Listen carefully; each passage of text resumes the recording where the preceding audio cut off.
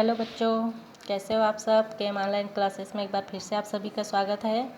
आज हम पढ़ेंगे भाषा तत्व और व्याकरण के अंतर्गत पर्यायवाची शब्द। पर्यायवाची शब्द किसे बोलते हैं, तो चलो पहले इसका परिभाषा देख लेते हैं। एक ही शब्द के एक से अधिक अर्थ निकले उसे पर्यायवाची शब्द कहते हैं। किसी शब्द विशेष के लिए प्रयुक्त समानार्थी शब्दों को पर्यायवाची शब्द कहते हैं। जैसे कि हमने पिछले वीडियो में समान अर्थ वाले शब्द को समानार्थी शब्द कहते हैं पढ़े थे ना, तो वैसे ही ये भी पर्यायवाची शब्द भी वैसा ही है। इसमें भी एक ही शब्द के अनेक अर्थ निकलता है या एक ही शब्द को हम अनेक अर्थों से जानते हैं, अनेक नामों से जानते हैं, तो वही पर्यायवाची शब्द कहलाता है। लेकिन पर्यायवाची शब्द में जैसे कि यहाँ दिया है, पर्यायवाची शब्द एक दूसरे शब्दों के समान अर्थ वाले शब्द होते हैं, लेकिन इसका उपयोग बड़ी ही सावधानी से करना पड़ता है। मतलब जहाँ पानी शब्द का उपयोग होगा वहाँ नीर शब्द का उपयोग नहीं किया जा सकता। जहाँ घर शब्द का उपयोग होता है वहाँ भवन या सदन शब्द का उपयोग नहीं किया जा सकता है। तो एक निश्चित वाक्य में या निश्चित वाक्य अनुसार इसका उपयोग किया जाता है। निश्चित संदर्भ और प्रसंग के आधार पर जगह पर इसका उपयोग किया जाता है। तो पर्यायवाची शब्द का पहले अर्थ देख लेते हैं।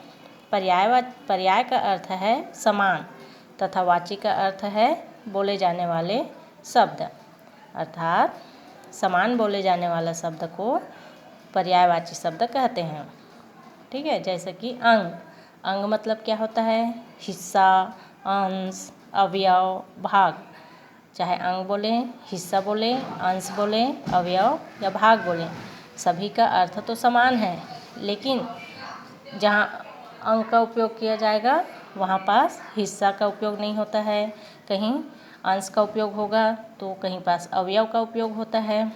तो सब जगह उसी के पर्यायवाची शब्द का उपयोग नहीं किया जाता है। जैसे अंधेरा का क्या क्या होगा पर्यायवाची शब्द, अंधकार, तम, तिमिर। अग्नि का आग, अनल, दहन। इसी प्रकार से इन सब का पर्यायवाची शब्द यहाँ पास दिया हुआ है। और चलो इसे और थोड़ा अच्छा से समझने की कोशिश करते हैं। जैसे देखिए, जिन शब्दों के अर्थ लगभग एक समान होते हैं, जो एक ही वस्तु की ओर संकेत करते हैं, उन्हें पर्यायवाची या समानार्थी कहते हैं। जैसे कि धरती को और क्या क्या बोलते हैं, धरा बोलते हैं, वसुधा बोलते हैं, है ना, भू बोलते हैं। वैसे ही देखो बादल को क्या क्या बोला जाता है, घन, वारिद, जलद, मेघ।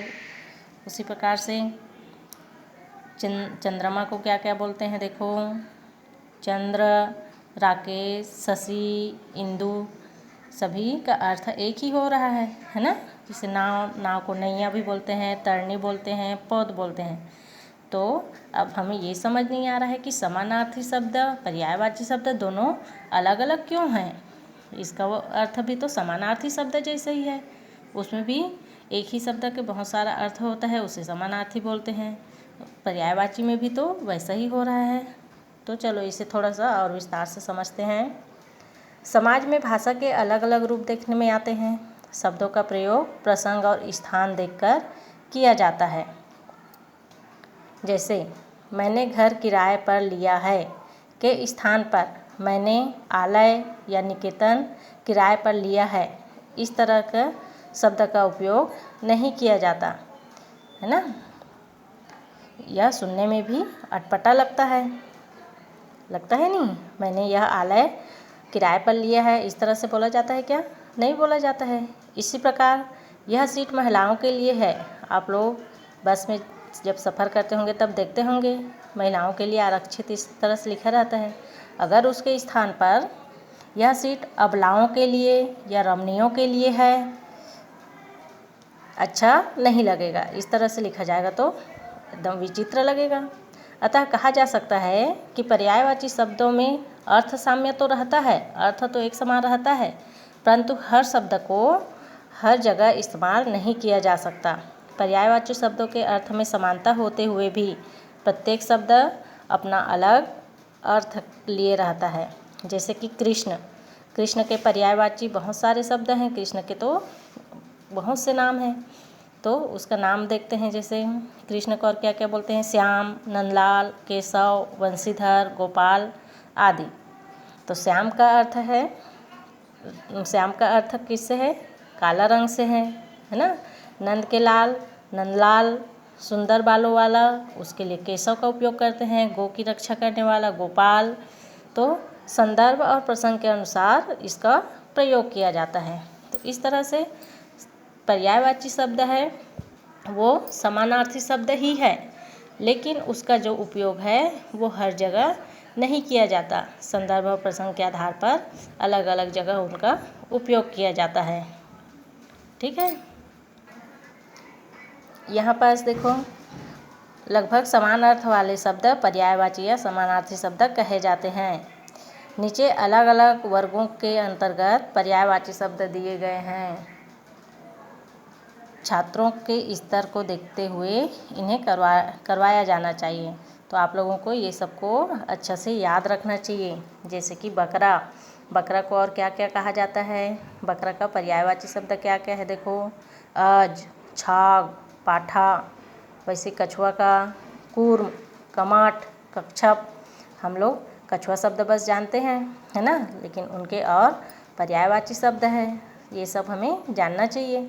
कूर्म है, कमाट, कच्छप। गिद्दड़ को सियार बोलते हैं। श्रृंगाल, जम्बूक। कोयल को पीक, कोकिला, श्यामा। इस तरह से ये पशु पक्षी संबंधित पर्यायवाची शब्द है। इसे आप लोग स्किप करके थोड़ा देर रोक करके अच्छा से देखकर समझ सकते हैं, और ज़्यादा अच्छा है कि इसे आप अपनी नोटबुक में, कापी में लाइन से बढ़िया लिख कर रख लीजिए। मैं लगभग हिंदी व्याकरण के जितने भी शब्द हैं, जितने भी हम लोग पढ़ते हैं हिंदी व्याकरण के अंतर्गत, वो सब का वीडियो बनाने वाली हूँ। तो आप लोग लाइन से इसको लिख कर रखते जाइए। इसी प्रकार देखो, प्रकृति से संबंधित शब्दों के पर्यायवाची शब्द हैं। ये प्रकृति से संबंधित है ना। कमल, आकाश, हवा, दिन, रात, अग्नि, किनारा, इन सबको क्या क्या कहते हैं? इसका भी पर्यायवाची शब्द दिया गया है। यहाँ पास रिश्ते नाते से संबंधित है। नौकर, नौकर को देखो सेवक भी बोलते हैं, अनुचर बोलते हैं, दास बोलते हैं, है ना। नौकरानी, बाल, बहन, युवक, युवती, रिश्ता, स्त्री। तो इन सब का आपको पर्यायवाची शब्द अच्छा से याद कर लेना है। फिर धर्म, देवी देवता संबंधित शब्दों के पर्यायवाची शब्द यहाँ पास दिया हुआ है। ठीक है, और इधर अवस्था के आधार पर भी पर्यायवाची शब्द दिए गए हैं। जैसे कि बचपन, बचपन को और क्या क्या बोलते हैं? बाल्यावस्था, लड़कपन, बालपन। बुढ़ापा को जरा, वृद्धावस्था, जीर्णावस्था। यौवन को युवावस्था, तारुण्य, जवानी, है ना। इस तरह से आप सबको इन सब के पर्यायवाची शब्दों को अच्छा से याद कर लेना है। ठीक है, तो पर्यायवाची शब्द और समानार्थी शब्द में अंतर आप लोगों को समझ में आ गया होगा, और अच्छा से समझ में नहीं आया होगा तो आप वीडियो को कम से कम 2 बार ज़रूर सुनें, फिर आपको 100% समझ में आ जाएगा। Thank you.